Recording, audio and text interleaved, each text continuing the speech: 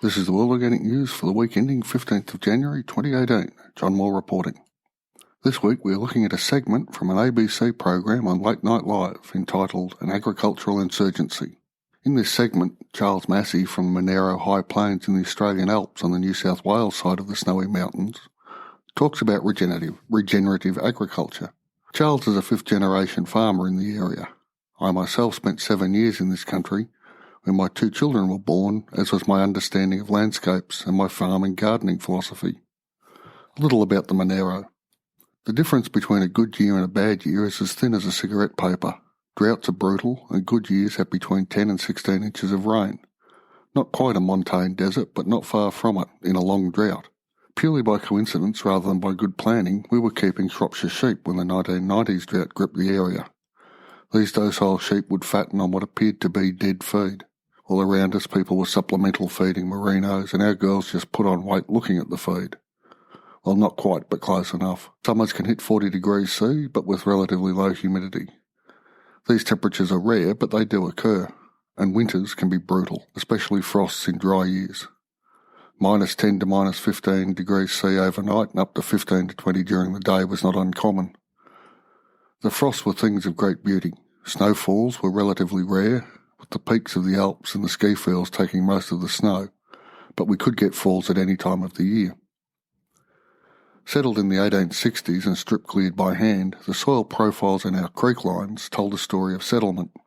The top profile where we were consisted of a sandy decomposed granite yellow in colour that had slipped down from the hills.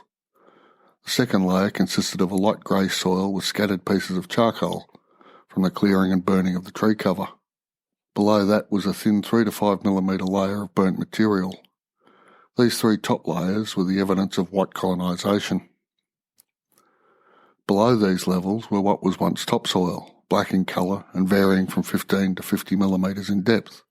Lovely looking stuff. Then an original subsoil level, then the granite bedrock. The point I'm trying to impress upon you is this: a hard climate, a short growing season, wrecked soils and overgrazing with merinos and beef cattle.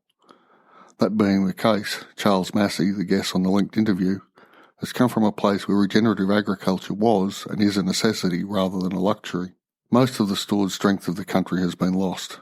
There is very little in the bank of soil fertility.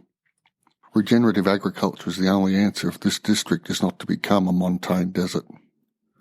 The interview is well worth a listen. It emphasises the importance of biology and soil science rather than just chemistry and physics. Indeed, the biology is the key to regenerative agriculture. So instead of lowering stock numbers to allow the plant cover to regrow on a piece of land, larger numbers of stock are used in a different way.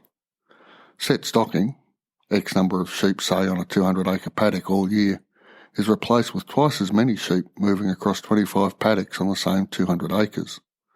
This has several effects. The grasses are grazed hard for a short time. They are smothered in droppings and urine and then left alone. This mimics nature and the great herds of the African savanna as well as the bison herds of North America. Once the stock have been moved on and might not be back for between 9 and 18 months, the grasses regrow. Recovering from the periodic grazing they evolve to withstand. They produce deeper root systems, more feed and better water retention.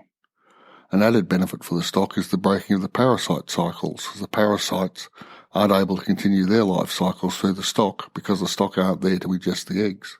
In a similar way to Fukuoka's growing methods, Massey talks about farmers direct seeding into grazing paddocks as the summer grasses seed off for the year. By not ploughing but direct seeding, soil structures are preserved and the cycle requires far less inputs. On the question of inputs, he talks about glyphosate. He believes a cover-up on glyphosate has occurred and that the black backlash will make the reaction to the tobacco industry's attempts to hide evidence look like a Sunday school picnic. He points out the growing evidence for glyphosate destroying gut biota's immune systems and as a consequence their own. He talks about the ubiquity of this chemical in the environment and points out it was found in the top 4 hop varieties in Germany during a beer festival. Massey also points out the correlation between the rise of glyphosate usage and the rise in obesity and autism rates, amongst other things.